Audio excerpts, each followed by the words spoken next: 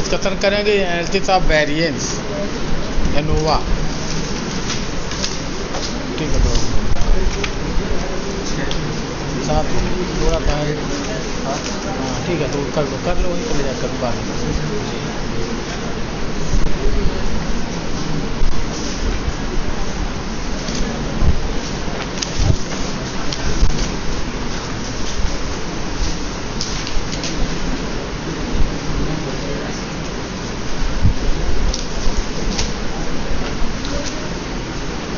Analysis of variance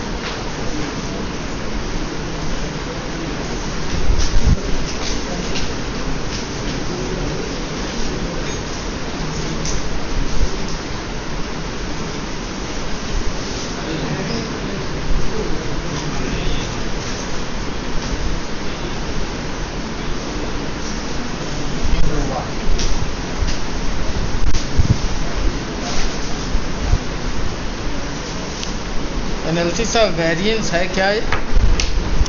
that is A statistical tool, powerful statistical tool है।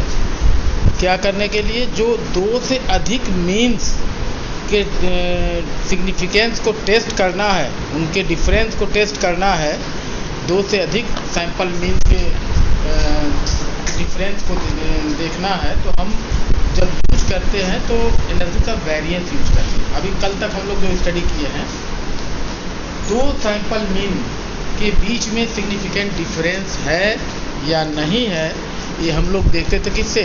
T और Z से। यही तो था। नॉर्मल टेस्ट या टी टेस्ट के द्वारा हम लोग ये पता लगाते थे कि दो मीन ऑफ इक्वलिटी या डिफरेंस ऑफ मीन्स या इक्वलिटी ऑफ मीन्स या डिफरेंस ऑफ मीन्स या significant of sample significant difference for two sample means, दोनों तीनों चीज़ एक ही है। ठीक है ना?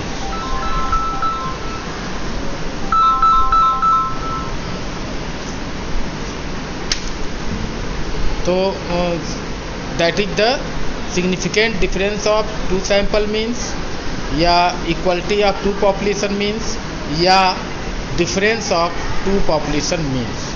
तो जो हम लोग टेस्ट करते हैं, तो either we will use t test और जेड टेस्ट, नॉर्मल टेस्ट। ठीक है ना? अब दो से अधिक मीन्स को एक साथ टेस्ट करना हो, 3 मीन्स हो, 4 मीन्स हो, उसको टेस्ट करना हो कि उनके बीच में, उनके सैंपल मीन्स के बीच में सिग्निफिकेंट डिफरेंस है या नहीं है, तो इसको हम लोग जो टेस्ट करते हैं, that is done by the analysis of variance. तो एक प्रोसीजर है। एनालिसिस ऑफ वेरिएंस क्या है? That is a procedure for testing more than two sample means differences, more than two sample means. Two sample means से अधिक के differences को या वेरिएशन को टेस्ट करना है, तो हम लोग analysis of variance procedure he use करते हैं। ठीक है ना? एनालिसिस ऑफ वेरिएंस, जो जैसा कि नाम है, वेरिएंस को हम लोग पार्टीशन करते हैं। आप लोगों ने नाम सुना होगा एनालिसिस ऑफ वेरिएंस एनोवा। तो एनोवा का मतलब भी है टेस्टिंग से ही है, टेस्ट ऑफ सिग्निफिकेंस से ही है। केवल अंतर क्या है? यहाँ पर दो मीन्स ना होकर, दो सैंपल मीन्स ना होकर, कई सैंपल मीन्स होंगे, 3 होंगे, 4 होंगे, 5 होंगे। एक साथ उनको टेस्ट करना है कि क्या वास्तव में उन सैंपल मीन्स के बीच में डिफरेंस है या नहीं है, या सैम्पलिंग फ्लक्चुएशन के चलते है।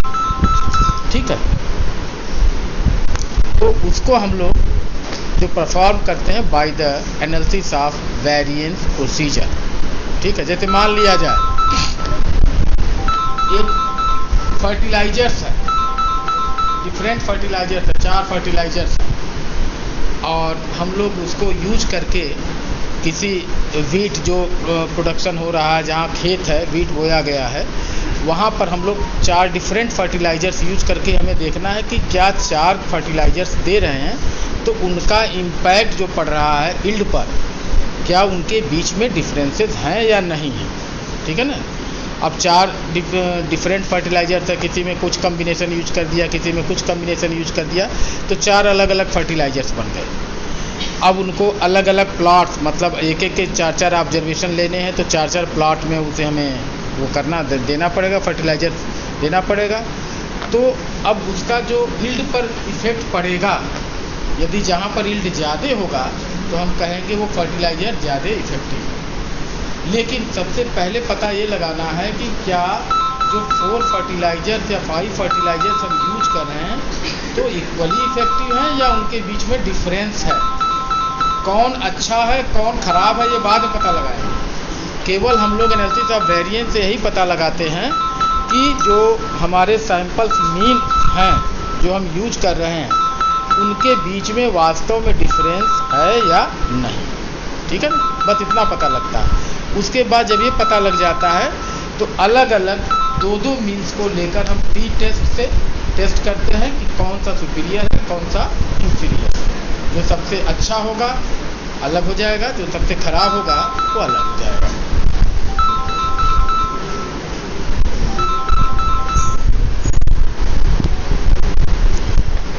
ठीक है, समझ में आया? तो एनालिसिस ऑफ वेरिएंस भी एक प्रोसीजर है, एक मेथड है, एक पावरफुल टूल है जिसके द्वारा हम लोग टेस्ट करते हैं मोर देन 2 मीन्स की इक्वलिटी। ठीक है, या सैंपल मीन्स जो है मोर देन 2 हैं तो उनके बीच में सिग्निफिकेंट डिफरेंस है या नहीं है, उसको ही टेस्ट करते हैं। एक मिनट सर,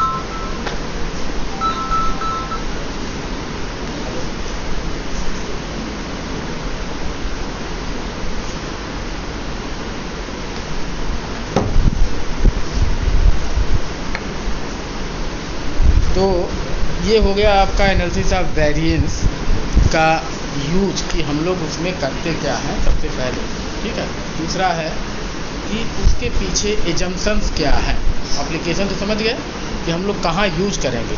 कई ऐसी जगहों पे हम लोग टेस्टिंग में यूज करते हैं। ज़्यादातर ये सब जो एनोवा टेबल डेवलप किया गया है एग्रीकल्चरल एक्सपेरिमेंट में डेवलप किया गया है। एग्रीकल्चरल एक्सपेरिमेंट जहाँ परफॉर्म किए जाते हैं, fertiliser seeds variety of seeds की इफ़ेक्ट देखना है, वहाँ पर ये ज़्यादा यूज किया गया। लेकिन अब हर जगह पर ये यूज किया जाता है, हर जगह पर इस तरह का जहाँ डेटा आता है वहाँ हम लोग यूज करते हैं।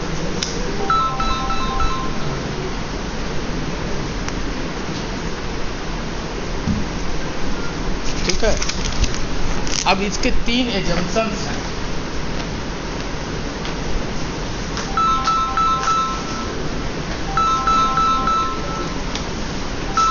एक मिनट जरा मैंने बात करना पड़ेगा।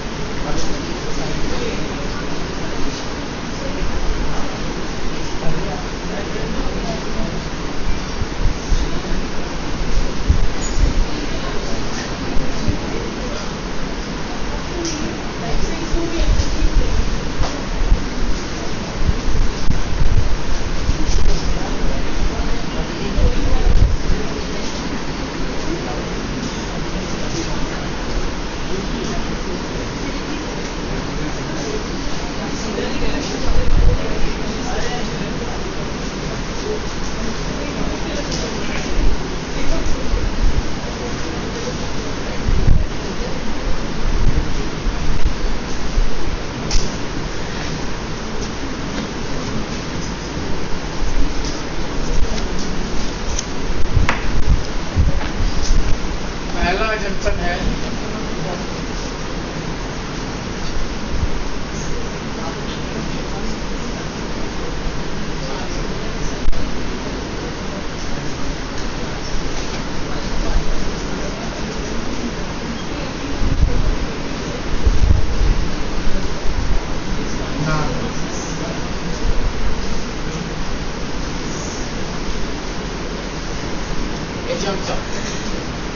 मतलब जहाँ से सैंपल लिया जाएगा वह नॉर्मल होना चाहिए, पहली चीज़।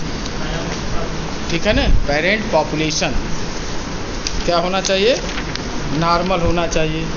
और दूसरा हो गया है आपका वेरियस ट्रीटमेंट। अब इसमें एक शब्द आएगा ट्रीटमेंट। ट्रीटमेंट का मतलब जो भी फैक्टर है रिस्पॉन्सिबल है, जो फैक्टर हम यूज करते हैं उस फैक्टर को हम लोग एक स्पेशल नाम इसमें यूज देते हैं, ये नाम देते हैं ट्रीटमेंट। और उसके इफ़ेक्ट को हम लोग कहते हैं ट्रीटमेंट इफ़ेक्ट। ठीक है। जो कोई भी, जैसे फर्टिलाइजर्स है तो फर्टिलाइजर्स हो गया, एक ट्रीटमेंट हो गया। ड्रग्स होगा तो वो भी एक ट्रीटमेंट होगा। और किसी चीज़ का इफेक्ट देखना है वो भी ट्रीटमेंट नाम दिया जाएगा, ठीक है। तो ट्रीटमेंट जो है आपका ये एडिटिव फॉर्म में होगा। पेरेंट पॉपुलेशन नॉर्मल होगा, ऑब्जर्वेशंस जो लिए जाएंगे वो इंडिपेंडेंट होंगे, और जो ट्रीटमेंट्स इफ़ेक्ट्स होंगे वो एडिटिव होंगे। एडिटिव का मतलब होता है यदि जितना अधिक होता चला जाएगा वो ऐड होते चला जाएगा। एडिटिव फॉर्म का मतलब है वो मल्टीप्लाई नहीं होता है, बल्कि उसमें कोई चीज़ और हम डालें तो उसमें ऐड होता है, उसका इफेक्ट प्लस होता जाएगा। तो ये 3 एजम्पशंस होते हैं। और पहला, पेरेंट पॉपुलेशन नॉर्मल होना चाहिए, ऑब्जर्वेशंस इंडिपेंडेंट होने चाहिए, ट्रीटमेंट इफ़ेक्ट्स आर एडिटिव, ठीक है ना। जो इफ़ेक्ट्स हैं वो एडिटिव फॉर्म में होना चाहिए, मतलब एडिशन होता है, ठीक है। ये चीज़ आपका ये एजम्पशन हो गया। अब हम उसमें करते क्या है? Analysis of variance. Analysis of variance is the partition of variances. जो वेरिएशंस हैं, जो सम ऑफ स्क्वायर्स हैं, या वेरिएशन सीधा कहो वेरिएशंस हैं, टोटल वेरिएशंस को हम पार्टीशन करते हैं अलग अलग। जो अलग अलग कारणों से जो वेरिएशंस होते हैं उन वेरिएशंस को हम लोग पार्टीशन करते हैं, और उन पार्टीशंस का सम टोटल वेरिएशन के बराबर होना चाहिए। जो पार्टीशनिंग ऑफ वेरिएंसेस हैं उसी को हम लोग कहते हैं एनालिसिस ऑफ वेरिएंस। अब उसी को फिर हम लोग टेस्ट करते हैं, या टेस्ट के द्वारा टेस्ट करते हैं कि वास्तव में जो वेरिएशन है ड्यू टू चांस फ्लक्चुएशन है, या वास्तव में ट्रीटमेंट का इफेक्ट इतना है कि उनके बीच में डिफरेंसेस आ रहे हैं। तो तब उसको हम लोग कहते हैं कि ये इक्वलिटी का जो मीन्स है, मीन्स का इक्वलिटी जो हम लोग टेस्ट करते हैं वहाँ वो डिफ़र करता है, अल्टरनेटिव हाइपोथेसिस सही हो जाती है, ठीक है। तो इस तरह से इसमें सिंपल सा ये हो गया कि हमारा जो एनोवा टेबल, एनोवा में जो हमारा काम होता है, केवल मेन काम होता है कि वेरिएंस को पार्टीशन करना, अलग अलग करना, फिर उसको हम लोग टेस्ट करते हैं एरर वेरिएंस से, और ये देखते हैं कि जो हमारी नल हाइपोथेसिस है वो फुलफिल हो रही है या रिजेक्ट हो रही है। फुलफिल हो रही होगी तो हम कहेंगे कि जो सैंपल मीन्स जो डिफरेंट पॉपुलेशन से लिए गए हैं उनके बीच में कोई सिग्निफिकेंट डिफरेंस नहीं है, और यदि रिजेक्ट होगी तो हम कहेंगे कि उनके बीच में एक सिग्निफिकेंट डिफरेंस है, ठीक है ना। और सिग्निफिकेंट डिफरेंस होने का मतलब क्या हो गया? जो ट्रीटमेंट्स हैं उनका इफ़ेक्ट अलग अलग होगा, ठीक है। जैसे एग्रीकल्चर में है, मान लीजिए 4 वेराइटीज़ गेहूं की हो गई, 4 वेराइटीज़ हो गई। अब 4 वेराइटीज़ को टेस्ट करना है कि ये चारों वेराइटीज़ का जो इफ़ेक्ट है, इफ़ेक्ट कैसे मेजर करेंगे? उनके यील्ड से। जो वेराइटीज़ वीट का है, यदि जिसका यील्ड ज़्यादा होगा हम कहेंगे वो वैरायटी अच्छी है, जिसका कम होगा उसको हम कहेंगे ये अच्छी नहीं है, यही होगा ना। तो उसको टेस्ट करने के लिए सबसे पहले क्या करना होता है कि हर एक वेराइटीज को डिफरेंट 4 या 5 प्लाट्स में हम लोग उसको बोते हैं, ठीक। अब प्रोडक्शन जो होता है वो हमारे ऑब्जर्वेशंस हो जाएंगे, ठीक है। उनका हम मीन निकालेंगे। अब मीन निकालने के बाद हम लोग फिर एनोवा टेबल से टेस्ट करते हैं। एनोवा टेबल के द्वारा जब टेस्ट करने पर ये आ जाएगा कि इनके बीच में सिग्निफिकेंट डिफरेंस है, तो हम लोग एक निष्कर्ष निकालते हैं कि ये जो वेराइटीज़ हैं वो अलग अलग हैं। और यदि इनके बीच में सिग्निफिकेंट डिफरेंस नहीं आया है, रिजेक्ट नहीं हुआ है, एक्सेप्ट हुई है हाइपोथेसिस, तो हम कहेंगे कि चारों वेराइटीज़ जो गेहूं की हैं वो लगभग एक ही हैं, मतलब उनकी पैदावार में कोई अंतर नहीं आया है। और यदि रिजेक्ट हो गई, आया है, तब हम उसमें से 4 में से छांटेंगे कि कौन सी वेराइटी सबसे अच्छी है, कौन सी वेराइटी सबसे ख़राब है। अब जब हम अलग अलग जब टेस्ट करते हैं तो फिर हम टी टेस्ट पर ही आते हैं। दो को कंपेयर, दो को लेकर हम फिर टेस्ट करते हैं 2 का। तो जब भी 2 का टेस्ट करना होगा तो हमारे पास टी और नॉर्मल के द्वारा हो जाएगा, टी टेस्ट के द्वारा। और 2 से अधिक के मीन्स को टेस्ट करना होगा तो हमारे पास एनालिसिस ऑफ वेरिएंस, ठीक है। तो एनालिसिस ऑफ वेरिएंस में अब इसको दो पार्ट में डिवाइड किया गया है। एक वन वे क्लासिफिकेशन, ये one way analysis of variance, एक है two way analysis of variance.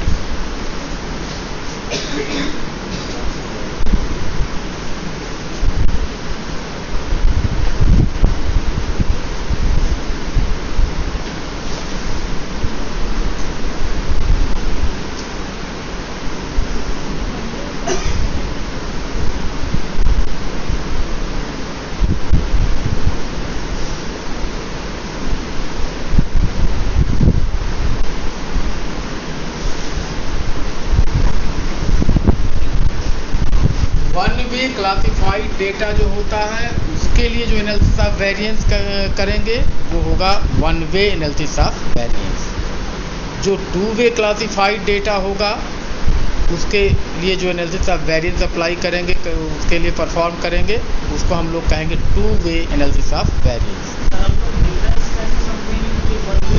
हाँ, वही चीज़ बता रहे हैं, जिसमें केवल एक फैक्टर रिस्पॉन्सिबल होगा, एक फैक्टर का टेस्ट करना होगा तो वन वे हो जाएगा।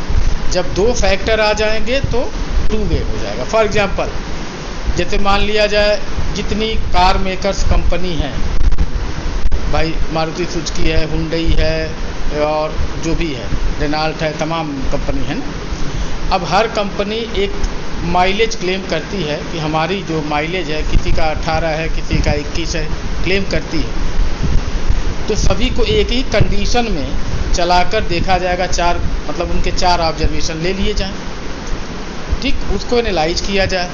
अब उसके हिसाब से फिर ये देखा जाए कि वास्तव में किसका ज़्यादा माइलेज आ रहा है, फिर वही आपको अडॉप्ट करना पड़ेगा मेथड एनालिसिस ऑफ वेरिएंस का। लेकिन अब वही चीज़ हम दूसरे पर भी निर्भर करते थे कि इसका इम्पैक्ट जो माइलेज जो आता है वो ड्राइवर के कारण भी आता है, अच्छा और खराब होता है ना। ड्राइवर अच्छा है तो कम जगह क्लच और ब्रेक लगाएगा, बहुत स्पीड नहीं लेगा, अचानक रेस नहीं लेगा, तो उसका माइलेज अच्छा है। एक तो हो गया कार कंपनी जो अलग अलग बना रही हैं, उनके मोटर में डिफरेंस होगा, उसकी वजह से वेरिएशन होगा उनके माइलेज में।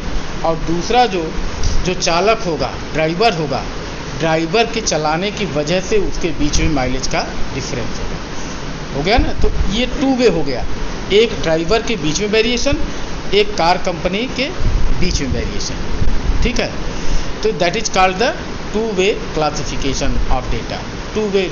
अब इसके बीच में वेरिएशन निकालेंगे तो दोनों तरह से निकालेंगे, एक ड्यू टू कार्स और एक ड्यू टू ड्राइवर्स, ठीक है। तो ये हो गया टू वे। अब वन वे का मतलब केवल हम कार कंपनी का केवल देख रहे हैं, तो ये वन वे हो गया। उसी तरह एग्रीकल्चर में यदि हम देखें तो एग्रीकल्चर में फर्टिलाइजर्स और सीड्स दोनों का इम्पैक्ट पड़ेगा, ठीक है ना। तो फर्टिलाइजर्स के कारण भी वेरिएशन हो, यील्ड आपका ज़्यादा आएगा, और वेराइटी है, सीड्स की वेराइटी जो है उसके कारण भी आपका वेरिएशन होगा यील्ड में। तो दोनों तरीके से वैल्यू करेंगे, उसका एक वेरिएशन देखेंगे, इसका वेरिएशन देखेंगे, तो that will be the two way. समझ में? अब मान लिया जाए जैसे काऊ है, गाय है, गाय को हम चारा खिलाते हैं तो दूध देती है गाय, ठीक। तो हम चारे का जो टेस्ट करना है कि भाई हम ये राशन दिया हमने, तो उसकी वजह से काऊ में मिल्क बढ़ेगा। लेकिन जो काऊ की वेराइटीज़ हैं, गाय की वेराइटीज़ हैं, हरियाणवी गाय है, जर्सी गाय है, देसी गाय है, तमाम वेराइटीज होती हैं, तो क्या होगा, उनकी वजह से भी उनके मिल्क में जो मिल्क प्रोडक्शन है उस पर इम्पैक्ट पड़ता है। तो एक तरह से काऊ की वैरायटी का हो गया वेरिएशन, और एक तरफ से हो गया चारा का वेरिएशन। जो हम चारा खिलाएं, एक को हम भूसा खिलाएं, एक को हम बेसन खिलाएं, एक को गुड़ पिलाएं, तमाम चीज़ें होती हैं ना, उससे उनका क्या होता है, दूध बढ़ता है। तो केवल एक फैक्टर रिस्पॉन्सिबल नहीं होता है, चारा ही रिस्पॉन्सिबल नहीं है, काऊ की जो वेराइटीज़ हैं वो भी रिस्पॉन्सिबल है। तो ये हो गया हमारा टू वे क्लासिफिकेशन। और जो इसकी एनालिसिस करेंगे तो to way analysis of variance. और जब एक ही फैक्टर को लेकर हम करेंगे, वेरिएशन निकालेंगे, उनके इम्पैक्ट को मेजर करेंगे, उसके इफ़ेक्ट को टेस्ट करेंगे, तो that will be known as the one way classification and one way analysis of variance. अब समझ में आ गया? तो ये जितना भी हमारे एक्सपेरिमेंट्स होते हैं जनरली कई फैक्टर्स को लेकर हम करते हैं, तो अब 2 फैक्टर से ज़्यादा के लिए नहीं होता है, 2 फैक्टर के लिए ही होता है। 2 से ज़्यादा भी हो जाए तो उसको हम अलग अलग कैटेगरी में बांट के 2 के लिए ही हम करेंगे। तो 1 वे और 2 वे एनालिसिस ऑफ वेरिएंस, ठीक है ना। तो 1 वे एनालिसिस ऑफ वेरिएंस के लिए जो डेटा आता है, डेटा का जो टेबल बनता है वो इस तरीके से आता है। इसलिए थोड़ा सा ओवरव्यू का देना चाहते हैं।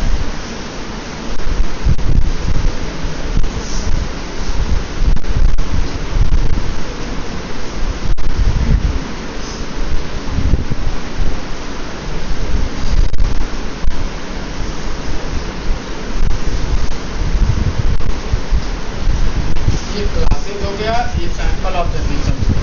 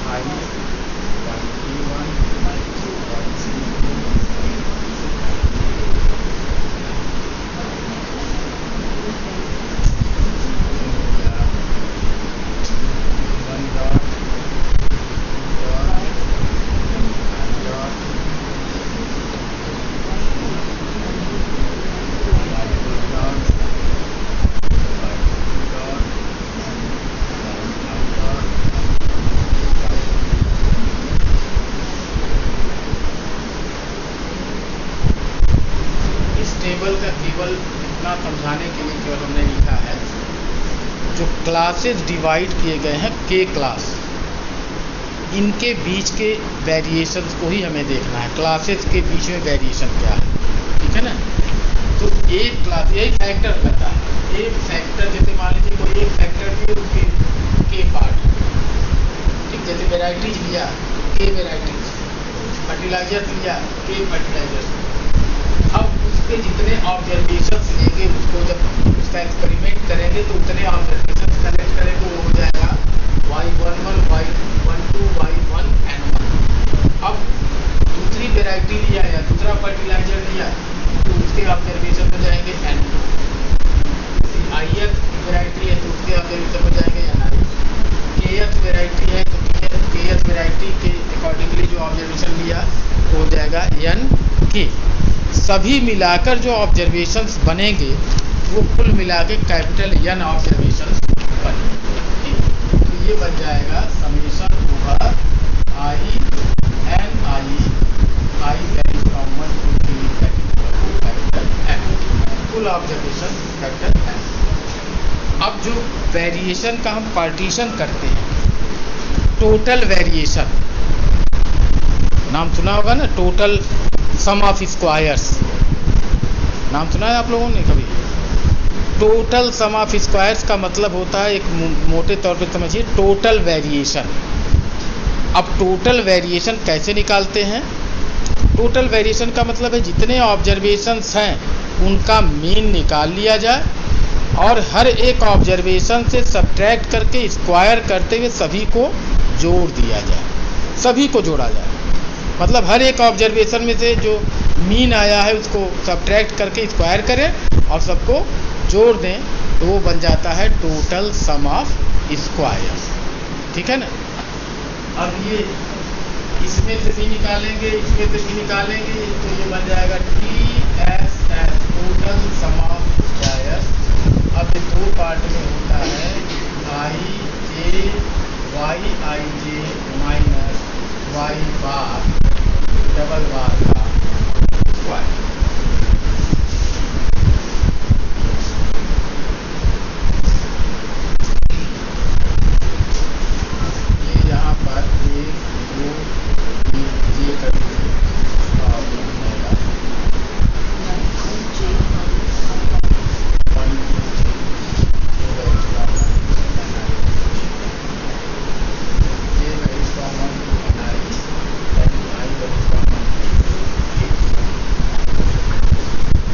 ऑपरेशन में आपको बहुत ज़्यादा नहीं जाना है, उसका हम मतलब समझा दे रहे हैं। जो जे और आई का मतलब क्या है, एक रो में हम जाएंगे तो जे वेरी करेगा, मतलब y11 माइनस वाई डबल, जो डाट लगाए हैं डबल डाट का मतलब होता है कि दोनों तरफ से जो मीन आएगा, टोटल मीन, वो वाई डबल डाट के रूप में हम लोग डिनोट किए हैं, वाई डबल डाट बार। तो कुल मोटे तौर पे आप समझिए कि टोटल का मीन, ठीक है। टोटल का मीन पहले रो में आएंगे, पहले रो में घटाएंगे तो जे की वैल्यू 1 से लेकर एन आई तक वेरी करेगी, n1 हो जाएगा। दूसरे रो में आएंगे तो 1 से लेकर n2 तक जाएगा। उसी तरह के रो में हम जाएंगे, पहले के रो के बीच में स्क्वायर करके सम करेंगे, फिर आई वेरी करेगा, पहला रो, दूसरा रो, तीसरा रो, चौथा रो और के रो। तो इसी को हम लोग कहते हैं टोटल सम ऑफ स्क्वायर्स, ठीक है। अब टोटल सम ऑफ स्क्वायर्स के जो पार्टीशन होता है वो क्या होता है, जो एक ग्रुप बने, अलग अलग क्लासेस बने हैं, उनके बीच में वेरिएशन होगा। और जो एक हॉरिजॉन्टल ग्रुप है, हॉरिजॉन्टल जो क्लास है, एक क्लास विद इन क्लास और बिटवीन क्लास, तो total variation is partition into the two classes, that is with in class variation and between class variation. यही हमारा पार्टीशनिंग का काम होता है। तो इस तरीके से हम लोग वेरिएंस को पार्टीशन करते हैं और टेस्ट करते हैं। तो जो के क्लासेस बिटवीन क्लासेस है, यही हमारा ट्रीटमेंट कहलाता है, यही हमारा फैक्टर्स।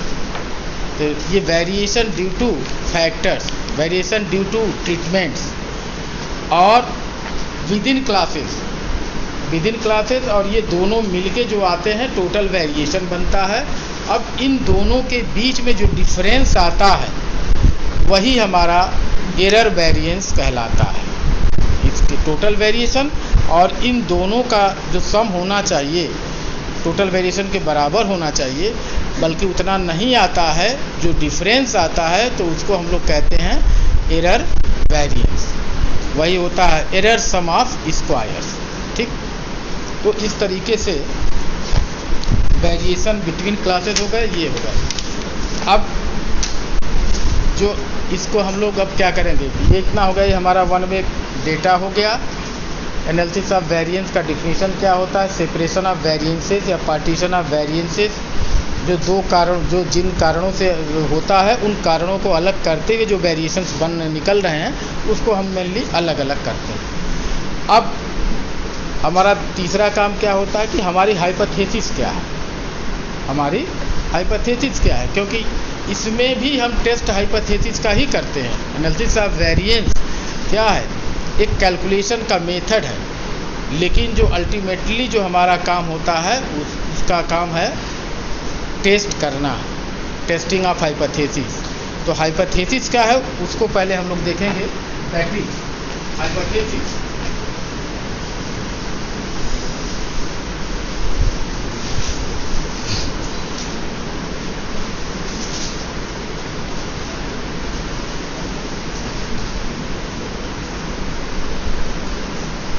null hypothesis।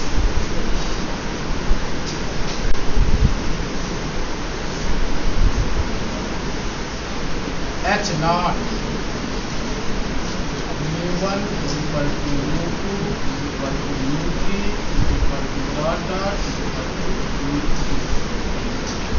जो के क्लासेस बनाए थे, जो फैक्टर लिया, जैसे फर्टिलाइजर्स एक फैक्टर हो गया, उस कौन कौन से फर्टिलाइजर्स हैं, मान लीजिए के फर्टिलाइजर्स हो गए।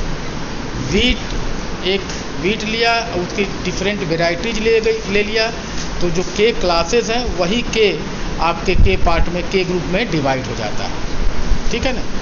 तो के ग्रुप है तो हर एक ग्रुप का एक मीन होगा, पॉपुलेशन मीन होगा। तो म्यू1 अब हमारा जो हाइपोथेसिस बनेगा कि भाई इन के ग्रुप के जो मीन्स हैं सभी के मीन्स क्या हैं, इक्वल है। That is mu one is equal to mu two is equal to म्यू3 is equal to dot dot mu k. ये हमारा हाइपोथेसिस हो गया। अब चूंकि इसमें 2 से ज़्यादा होगा ही, 2 के का नहीं होगा बल्कि 2 से ज़्यादा होगा। के की वैल्यू 3 होगी, 4 होगी, 5 होगी, 10 होगी, ऐसे हो सकती है, लेकिन के इज इक्वल टू 2 नहीं होगा। 2 होगा तो हम इससे करेंगे। अब अल्टरनेटिव हाइपोथेसिस क्या होगी?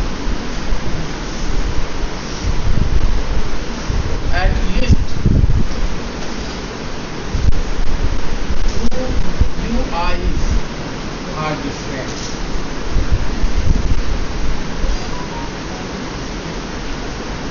अब μ1 μ2 μk में से कम दो जो है बराबर नहीं हो सकता है, सभी ना बराबर हो, उनका इफेक्ट सभी का इक्वल ना हो, लेकिन ये कंडीशन है कि कम से कम दो जो है वैरी कर रहे हैं, दोनों ऐसे हैं कि जो बराबर पे नहीं।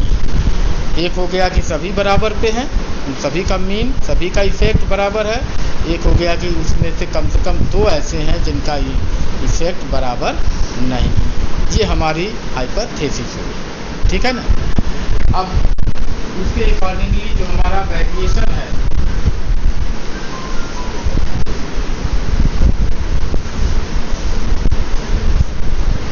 Partitioning of sum of squares,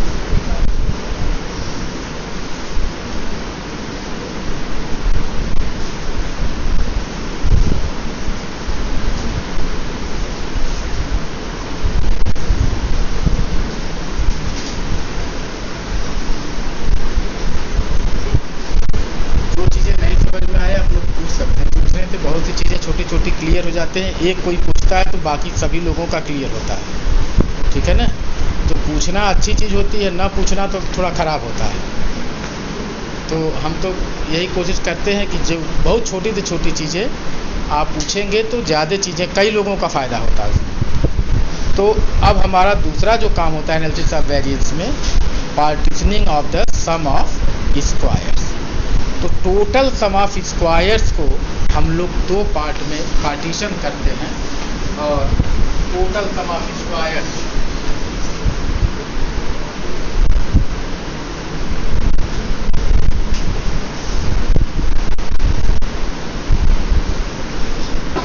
that is total SS. Total SS का मतलब टोटल सम ऑफ स्क्वायर, कभी कभी TSS भी लिखा जाता है, और ये होता है YIJ माइनस वाई बार का होल स्क्वायर, यहाँ डबल डॉट लगा है, ठीक है ना। और J varies from 1 to NI।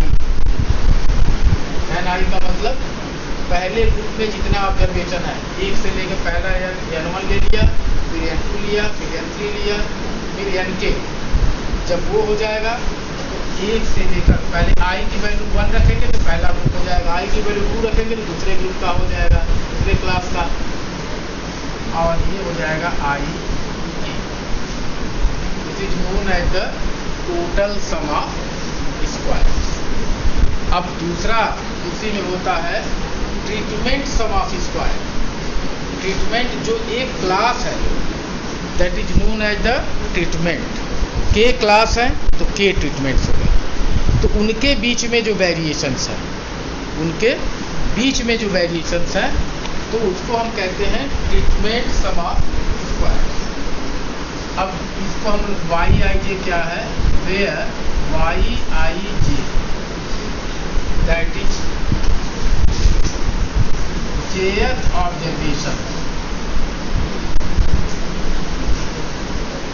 in the ith class,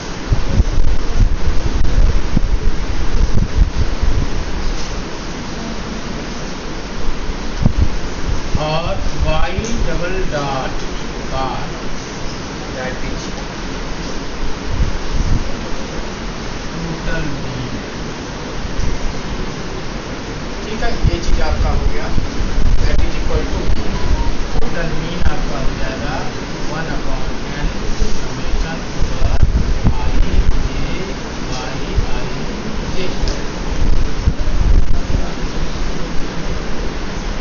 ये चीज हो गई टोटल सम ऑफ स्क्वायर। वैसे आपको ज़्यादा नोटेशन है उसके बहुत ज़्यादा आपको बहुत माथा पच्ची नहीं करना, मेजर चीज़ याद रखिए कि टोटल सम ऑफ स्क्वायर्स क्या होता है। टोटल सम ऑफ स्क्वायर्स का जो मीनिंग है उसका मतलब यही होता है कि हम टोटल का मीन निकालिए, हर एक ऑब्जर्वेशन में से सब्ट्रैक्ट करेंगे, उसको स्क्वायर करेंगे और सभी ऑब्जर्वेशंस पर सम करेंगे। कैपिटल एन ऑब्जर्वेशंस है, 50 ऑब्जर्वेशन है, 50 ऑब्जर्वेशन पे सम कर देंगे, वही हमारा टोटल सम ऑफ स्क्वायर्स आ जाएगा। ठीक है, अब क्लियर है ये चीज़। जैसे मान लिया जाए ये सब हम नोटेशन यूज ना करें, हमें दे दिया जाए, केवल प्रॉब्लम दे दिया जाए, 10 ऑब्जर्वेशन या 25 ऑब्जर्वेशन आपको दे दी गई, तो टोटल सम ऑफ स्क्वायर आप 25 का पहले मीन निकाल लीजिए और उस मीन को हर एक ऑब्जर्वेशन में से घटाते जाइए और स्क्वायर करते जाइए और सभी को प्लस करते जाइए, वही हमारा टोटल सम ऑफ स्क्वायर्स बन गया। अब नोटेशनल फॉर्म में थोड़ा दिक्कत होता है, तो नोटेशन आपको बहुत ज़्यादा मायने नहीं रखता, आपको बहुत ज़्यादा उस पर माथापच्ची भी नहीं करनी है, केवल मीनिंग समझना है कि इसका मतलब क्या होता है। अब होता है एस टी स्क्वायर, इसी को हम लोग कहते हैं S T square, total sum of square. ठीक है ना। अब दूसरा बनेगा treatment sum of square.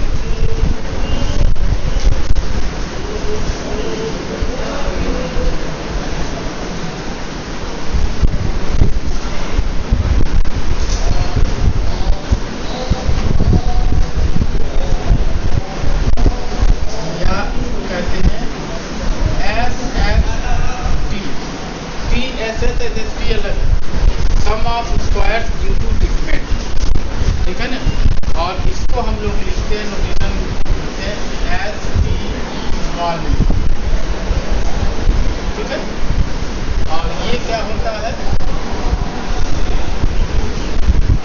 S T square क्या होगा,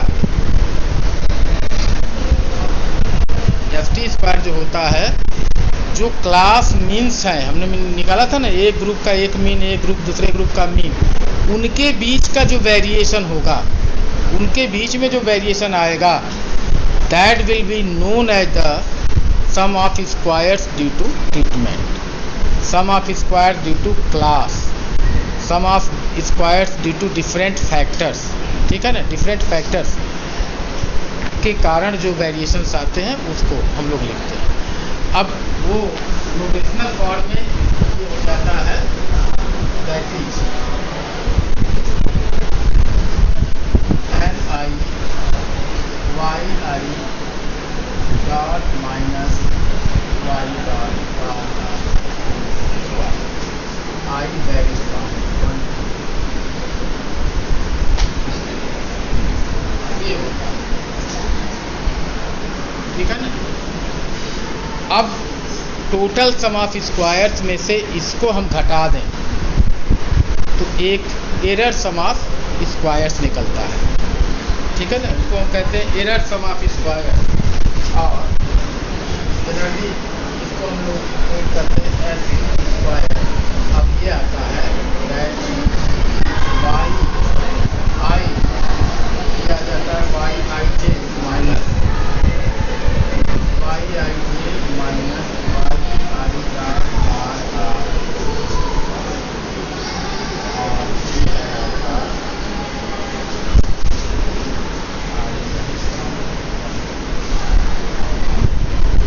ठीक है, जी very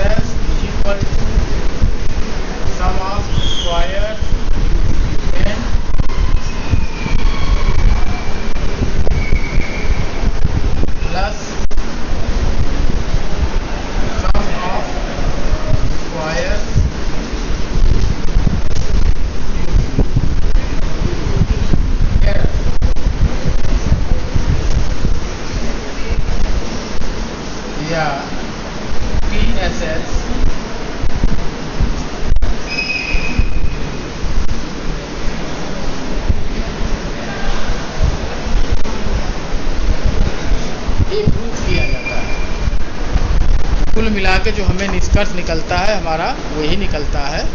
total sum of squares, total variation दो पार्ट में पार्टीशन किया गया। एक sum of square due to treatment, sum of square due to error. अब इसका हम लोग अब निकालेंगे वो डिग्रीज ऑफ फ्रीडम, उसके बाद एनोवा टेबल, उसके बाद टेस्ट कर लेंगे, ठीक है। अब डिग्रीज ऑफ फ्रीडम कैसे निकलता है,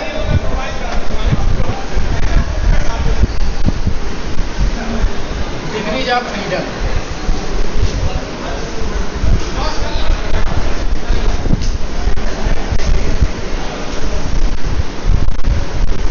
जो टोटल सम ऑफ स्क्वायर्स है उसमें कुल कितने ऑब्जर्वेशंस होते हैं, कैपिटल एन, या सम ऑफ एन आईज हमने बताया था ना, n1 plus n2 plus n3 plus इतने ऑब्जर्वेशंस को जोड़ देंगे तो कुल ऑब्जर्वेशंस बनेंगे कैपिटल एन। उससे एक कम वो हमारा डिग्रीज ऑफ फ्रीडम हो जाएगा, किसका, टोटल सम ऑफ स्क्वायर्स का। तो degrees of freedom for TSS is equal to capital N minus 1, ठीक है। अब दूसरे का sum of square due to treatment है ना, अब उसमें कुल कितने ऑब्जर्वेशंस हैं, एक क्लास हो गया एक ऑब्जर्वेशन के बराबर, क्योंकि उसका मीन निकाला ना, मीन को ही हम वो करेंगे, दैट विल बी के क्लासेस, के ग्रुप हुआ तो वो तो डिफरेंट ऑब्जर्वेशन, एक ग्रुप में डिफरेंट ऑब्जर्वेशंस बने, तो इसके जो एक हम कम कर दें, एक ग्रुप कम कर दें तो कितना बन जाएगा, के माइनस 1।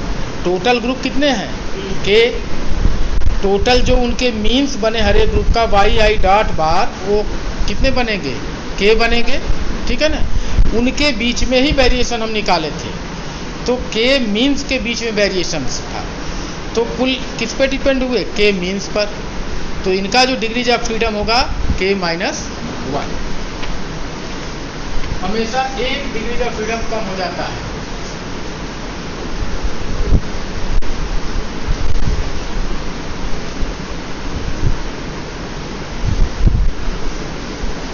और उसका तरीका, उसका जैसे क्यों एक कम होता है, तो उसका मतलब ये होता है डिग्रीज ऑफ फ्रीडम।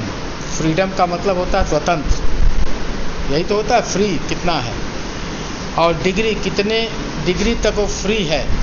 जैसे मान लिया जाए y1 plus y2 plus y3 plus y4 is equal to 6 दिया गया है, y1 y2 y3 y4 का सम जो है 6 है, y1 plus y2 plus y3 plus y4 that is equal to 6। अब इसमें से कोई भी 3 वैल्यूज पता हो तो चौथी वैल्यू ऑटोमेटिकली आ जाएगी। तो कितनी वैल्यू स्वतंत्र हुई, 3, ठीक है ना। तो वही कॉन्सेप्ट इसमें भी है कि इंडिपेंडेंट जो कॉन्स्टेंट्स होते हैं, जो इक्वेशन बनाएंगे लीनियर इक्वेशन में, उतनी वैल्यूज स्वतंत्र होंगी, एक वैल्यू ऑटोमेटिकली जो वैल्यूज दी गई उसमें सब्ट्रैक्ट कर देंगे, आ जाएगा। तो y1 plus y2 plus y3 plus y4 में y1 y2 y3 दिया गया, y4 अपने आप आ जाएगा। यदि y1 y2 y4 दिया गया है तो y3 की वैल्यू आ जाएगी। तो इसलिए हम जो नंबर ऑफ ऑब्जर्वेशंस होते हैं, कुल n ऑब्जर्वेशंस होते हैं, तो डिग्री ऑफ फ्रीडम जो होगी उसमें से एक कम हो जाएगा, n माइनस 1 हो जाएगा, ठीक है ना। उसी तरह के ग्रुप का के मीन्स है, तो के पर डिपेंडेंसी हुआ, तो हर एक मीन्स में यदि सबको ऐड करके एक वैल्यू दी जाए तो केवल के माइनस 1 वैल्यूज हमें नोन होनी चाहिए, बाकी एक वैल्यू अपने ऑटोमेटिकली नोन हो जाएगी। तो के माइनस 1 वैल्यू उसमें फ्री होगा, तो वही हमारी डिग्री ऑफ। अब एरर का कैसे निकालेंगे, degrees of freedom for sum of square due to error, total n minus 1 है, उसका k माइनस 1 है, n माइनस 3, टोटल में से इसको घटा दिया तो जो एरर का डिग्री ऑफ फ्रीडम आएगा वो आपका दिया जाएगा। ठीक। अब इसी के आधार पर एक एनोवा टेबल बनता है। एनोवा टेबल के पहले हम बता दें, एक सम ऑफ स्क्वायर्स होता है, एक मीन सम ऑफ स्क्वायर्स होता है। मीन सम ऑफ स्क्वायर्स जब डिग्रीज ऑफ फ्रीडम से डिवाइड करते हैं तो वो मीन सम ऑफ स्क्वायर बन जाता है, ठीक है ना। मीन सम ऑफ स्क्वायर, उसको हम लोग डिनोट करते हैं MSS, mean sum of square. तो इस तरीके से एक एनोवा टेबल बनता है।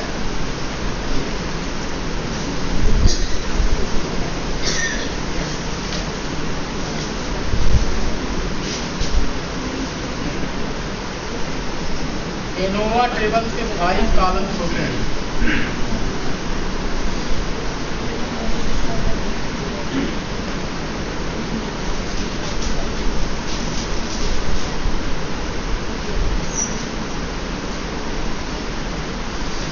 सबसे पहला होता है सोर्स ऑफ वेरिएशन।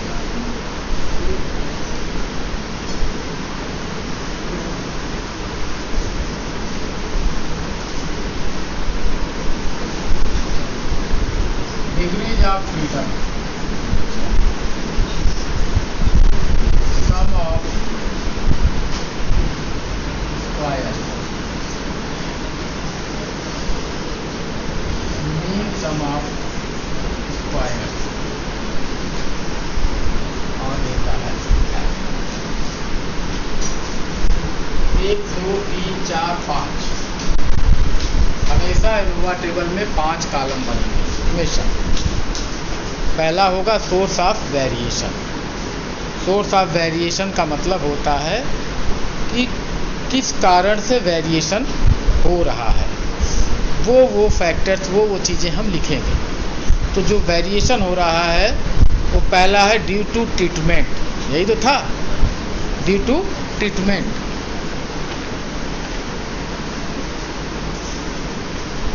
तो दैट इज यहाँ पर हमने लिख दिया ट्रीटमेंट। कहीं कहीं ड्यू टू भी लिख सकते हैं, सीधा भी लिख देंगे तो काम चलेगा। और एक होगा एरर, और तीसरा नीचे बन जाता है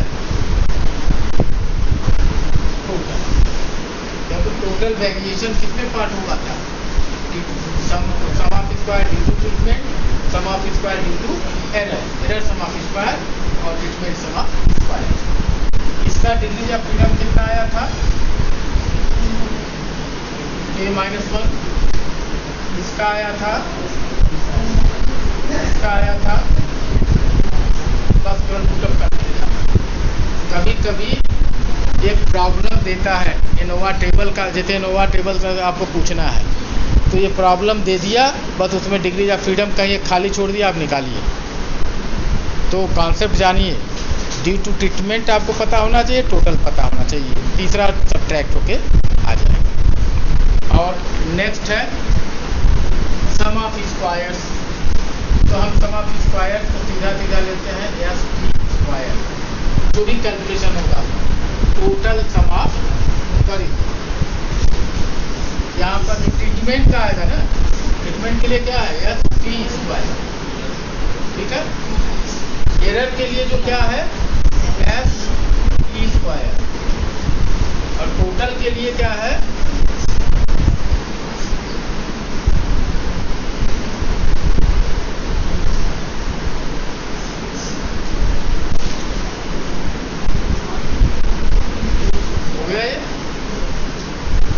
mean sum of square.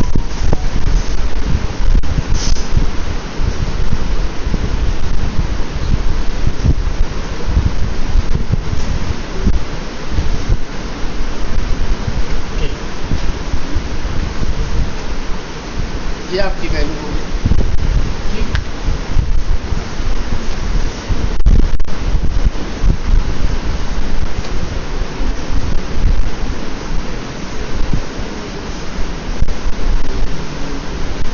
This is F statistics. अभी तक हम लोग टी पढ़े थे, जेड पढ़े थे। टी और जेड की तरह ही एक एफ स्टैटिस्टिक्स होता है, ठीक है ना। और एफ स्टैटिस्टिक्स वेरिएंस रेशियो होता है, वेरिएशन का रेशियो होता है। और जैसे टी में डिग्रीज ऑफ फ्रीडम होते थे उसी तरह इसमें भी डिग्रीज ऑफ फ्रीडम होंगे। जो न्यूमरेटर में डिग्रीज ऑफ फ्रीडम होगा और जो डिनोमिनेटर में डिग्रीज ऑफ फ्रीडम होगा, इन दोनों डिग्रीज ऑफ फ्रीडम को मिलाकर एफ डिस्ट्रीब्यूशन डिसाइड होता है। जो टेबल से वैल्यू जो देखेंगे वो दोनों डिग्रीज ऑफ फ्रीडम पे देखेंगे।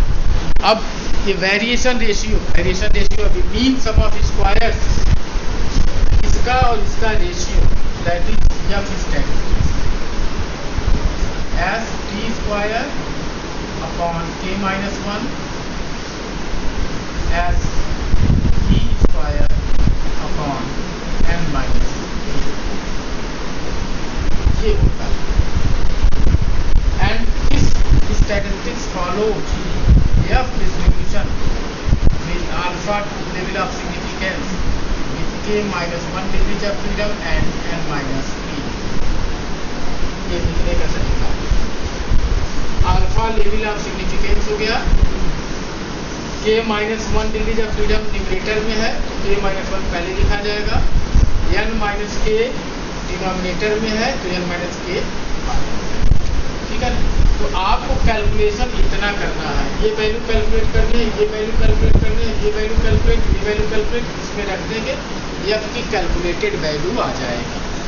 और जो हमने आगे लिखा है that is the tabulated value, जैसे टी में था, जेड में था, उसी तरह इसमें भी है। अब हाइपोथेसिस एक्सेप्ट या रिजेक्ट जो होगी वो क्राइटेरिया वही है जो पहले था। क्या होगी? We reject the null hypothesis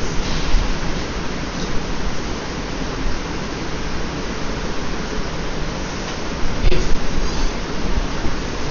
f is greater than or equal to f alpha a minus 1 or n minus।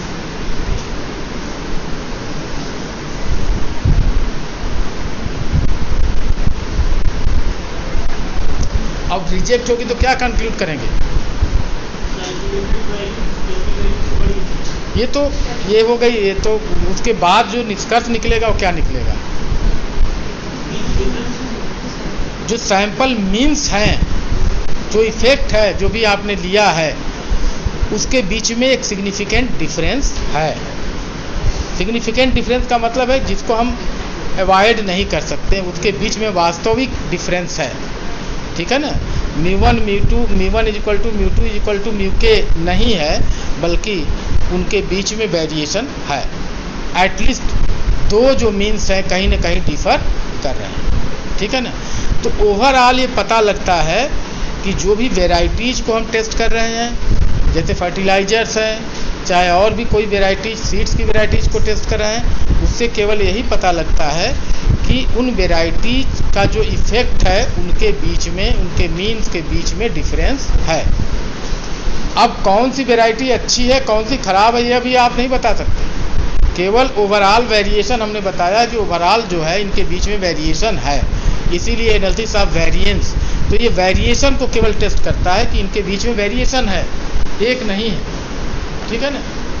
अब जब वेरिएशन आ गया, हमें पता लग गया कि इनके बीच में वेरिएशन है, तो हम देखेंगे किसका मीन ज़्यादा है, किसका मीन कम है। उन दो को लेकर फिर टी टेस्ट के द्वारा टेस्ट करेंगे, दो का एक कम्बिनेशन बनाएंगे और देखेंगे कि कौन सा जो है अच्छा है।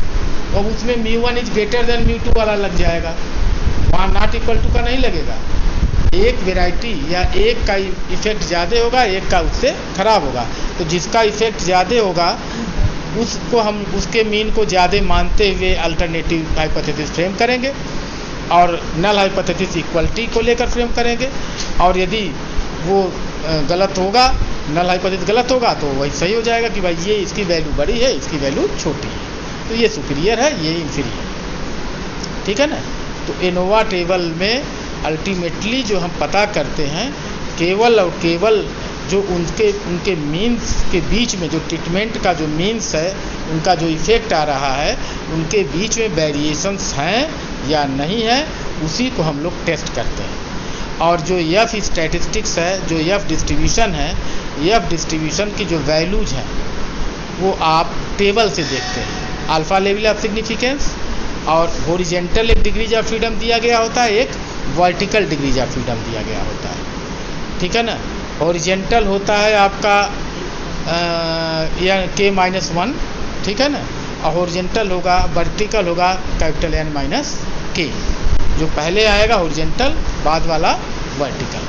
तो उससे एफ टेबुलेटेड वैल्यू आपको पता चल जाती है, और जब भी इस तरह का दिया जाएगा तो आपको उसमें टेबुलेटेड वैल्यू ऑलरेडी दी जाएगी। लेकिन कॉन्सेप्ट उसका यही है कि पार्टीशन हमने किया वेरिएशंस का, सोर्स ऑफ वेरिएशन बन गया, 2 पार्ट में आया, उनके डिग्रीज ऑफ फ्रीडम डिसाइड कर दिया, सम ऑफ स्क्वायर्स हमने बता दिया, और उसको मीन से डिवाइड कर दिया। मीन से डिवाइड करने के बाद तो मीन सम ऑफ स्क्वायर्स बन गए, और जो mean sum of square due to error है उससे डिवाइड कर दिया, तो variance ratio F statistics find out हो गई। और उसी एफ स्टैटिस्टिक्स को कंपेयर करके टेबुलेटेड वैल्यू से हम ये पता लगा लिए कि वास्तव में इनके बीच में वेरिएशन है या नहीं। क्लियर है? बाकी आपको बहुत ज़्यादा माइन्यूट और नोटेशन वगैरह पे नहीं जाना है। यही है, पार्टीशन हमने कर दिया, ये चीज़ हो गई, पार्टीशन के हिसाब से नोवा टेबल बन गया। अब two way analysis of variance में क्या होता है? Two way analysis of variance में अब sum of square due to treatment, sum of square due to varieties, जैसे हमने गाय का उदाहरण लिया था, तो गाय के चारा को हम एक ट्रीटमेंट मान लें, और जो गाय की नस्ल थी उसको हम वेराइटीज मान लें।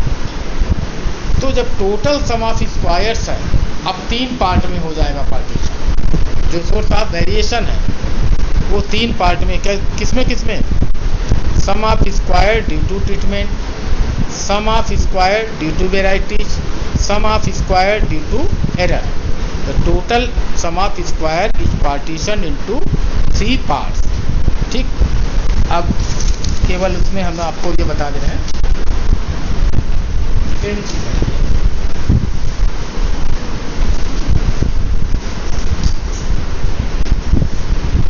Total sum of square, sum of square due to treatment,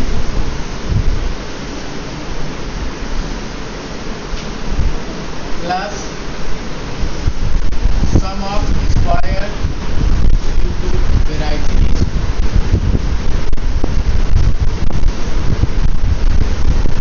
plus sum of square.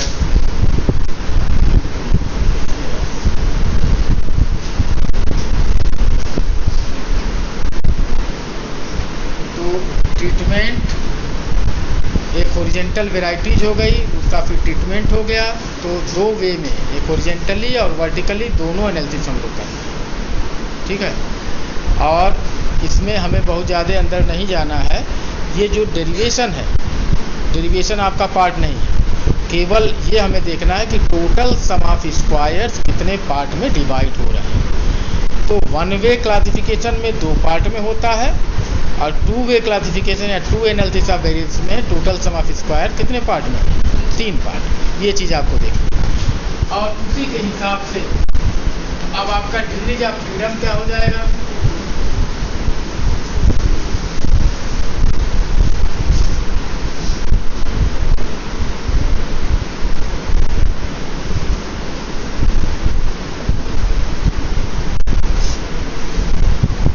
Degrees of freedom, जैसे मान लिया जाए ओरिजेंटली वैल्यूज h है और ये हैं वर्टिकल k, तो दोनों को मिला दें, n ऑब्जर्वेशन किसके बराबर हो जाए? h इंटू k हो जाएगा ना। तो टोटल ऑब्जर्वेशन हो गए हमारे n equal to h k n-1 is equal to h k -1 हो जाएगा। अब SS डिग्रीज ऑफ फ्रीडम,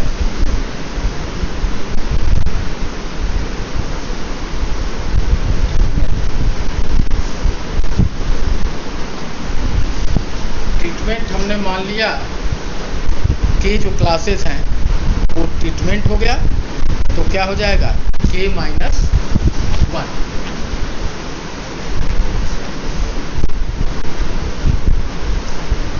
और हॉरिजेंटली h ऑब्जर्वेशंस हैं, और हॉरिजेंटली जो वेरिएशंस हम निकाल रहे हैं वो है sum of square due to varieties. ठीक है ना, तो ये sum of square due to जो वेराइटीज है, degrees of freedom, sum of square varieties हमने शॉर्ट में लिखा है, तो दैट इज h-1। तो degrees of freedom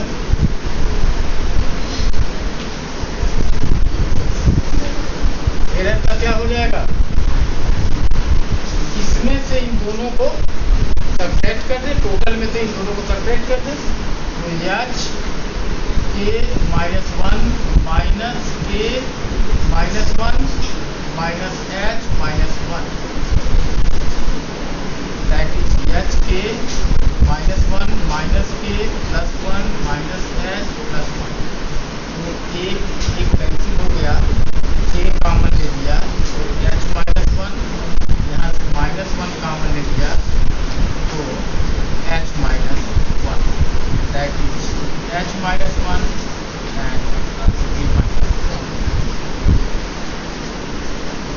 degree of freedom ऐसे निकला जाता है। ये पूछा जाता है, ये फिल इन द ब्लैंक्स में जैसे दे दिया गया सम ऑफ स्क्वायर्स वगैरह, अब ये डिग्रीज ऑफ फ्रीडम दे दिए गए, अब पूछा गया कि इसका डिग्रीज ऑफ फ्रीडम आप क्या है लिखिए। ठीक है ना, या वैल्यूज दे दी गई, टोटल सम ऑफ स्क्वायर दे दिया गया, sum of square due to treatment दे दिया गया, sum of square due to varieties दे दी गई। अब पूछा गया sum of square due to error क्या है, क्या करेंगे, टोटल सम ऑफ स्क्वायर्स में से दोनों को सम करके सब्ट्रैक्ट कर देंगे, तो sum of square due to treatment मिल जाएगा। ठीक, इसमें कोई कंफ्यूजन है? अब इसका एनोवा टेबल जो बनेगा,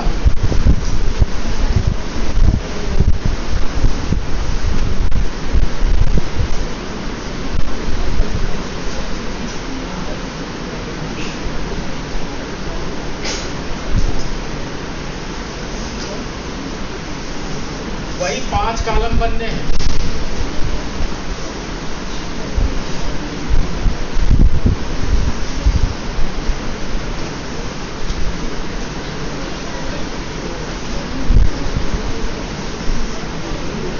कौन सा? फोर्स ऑफ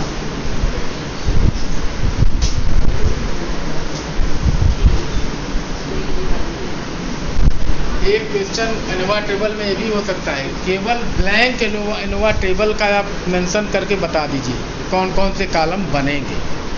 ठीक है ना भाई, क्या है, नहीं आपको यदि याद आएगा तो नहीं आप कर पाओगे कि क्या क्या हम लिखेंगे, पहले कॉलम में क्या होगा, दूसरे कॉलम में क्या होगा, तीसरे कॉलम में क्या होगा, चौथे कॉलम में क्या होगा, 5वें कॉलम में क्या होगा। आपने पूरा लिख दिया तो 4 नंबर का सवाल है, पूरा 4 नंबर आपको मिल जाएगा, क्योंकि एक जो आप जानते होंगे तभी कर पाएंगे, नहीं जानते हो नहीं कर पाएंगे। सोर्स ऑफ वेरिएशन ये हो गया, और degrees of freedom, sum of square, mean sum of square, और एफ सोर्स ऑफ ये हो गया ट्रीटमेंट, ये हो गया वेराइटी, ये हो गया error,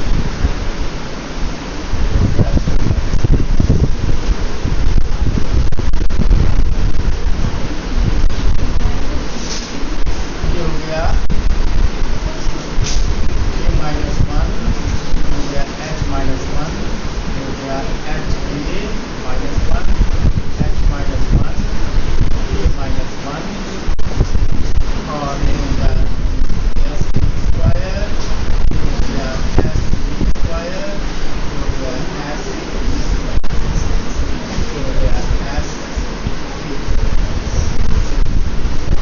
sum of squares due to treatment, sum of square due to varieties, sum of square due to error, and sum of total sum of square. तो नीचे लिखेंगे वो टोटल, टोटल का मतलब इन तीनों को सम करने में जो आएगा वही टोटल होगा, अदरवाइज नहीं है। यदि ऐसा नहीं है तो गलत है। मीन सम ऑफ स्क्वायर क्या हो जाएगा,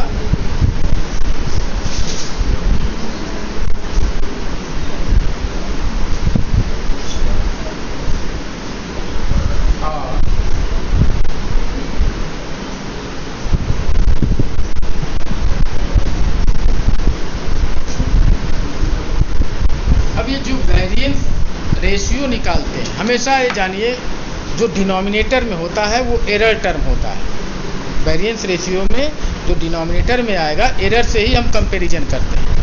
अब इसमें दो ऑलरेडी आ गया, ड्यू टू ट्रीटमेंट और ड्यू टू वेराइटीज। तो हम जब उसका टेस्ट करेंगे तो हम मानेंगे कि वेराइटीज में के बीच में डिफरेंस है कि नहीं है, और ट्रीटमेंट के बीच में डिफरेंस है उसके मीन के बीच में कि नहीं है। हाइपोथेसिस हमने नहीं लिखा था, हाइपोथेसिस उसका बनेगा इस तरीके से, एच नॉट ये mu T1 equal to mu T2 equal to mu T3।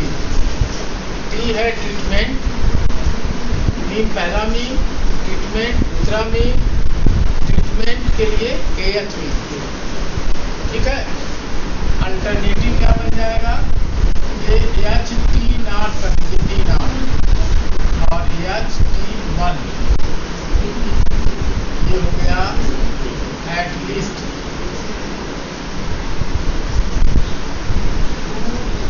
Mu PIs are different.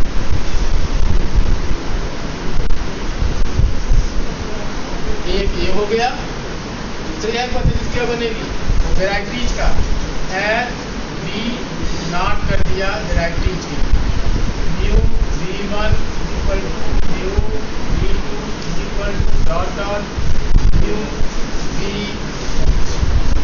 कितने हैं H, और ये हो गया HT1 at least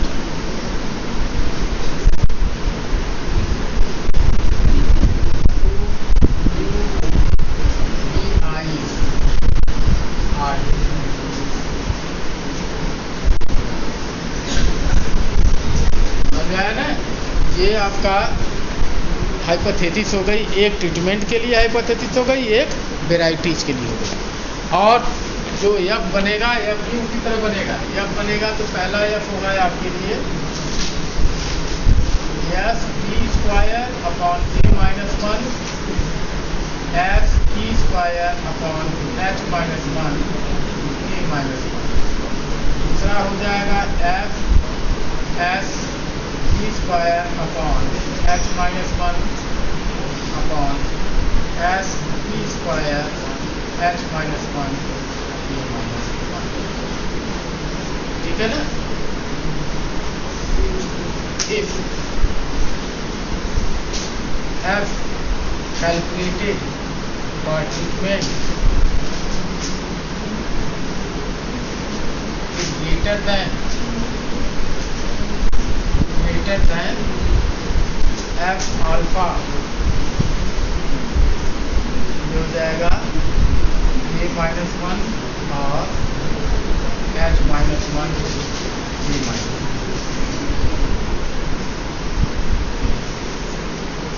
Reject the H T0 is well calculated for varieties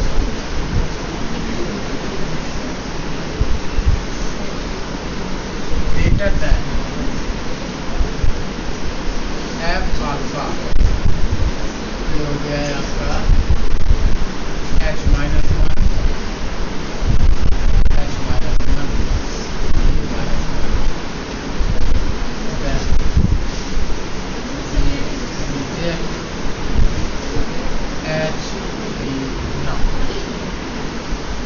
तो दो F स्टैटिस्टिक्स कैलकुलेटेड आएंगे और दो कंपैरिजन होगा। पहला यदि ट्रीटमेंट वाला एक्सेप्ट होता है तो हम कहेंगे ट्रीटमेंट का जो इफेक्ट है इक्वल है, रिजेक्ट होगा तो हम कहेंगे ट्रीटमेंट का जो इफेक्ट है वो डिफर कर रहा है, वेरिएशन है उनके बीच में। दूसरा यदि एक्सेप्ट होता है तो हम कहेंगे वेराइटीज के बीच में कोई डिफरेंस नहीं है, वेराइटीज सेम है सभी की। और यदि रिजेक्ट होगा तो हम कहेंगे वेराइटीज का जो इफेक्ट है, मीन इफेक्ट, वो डिफर कर रहा है, सिग्निफिकेंटली डिफरेंट, तो वेराइटीज अलग अलग है, ठीक है ना। तो उसका कंक्लूजन हमारा इस तरीके से निकलेगा टू वे क्लासिफिकेशन या to way analysis of variance.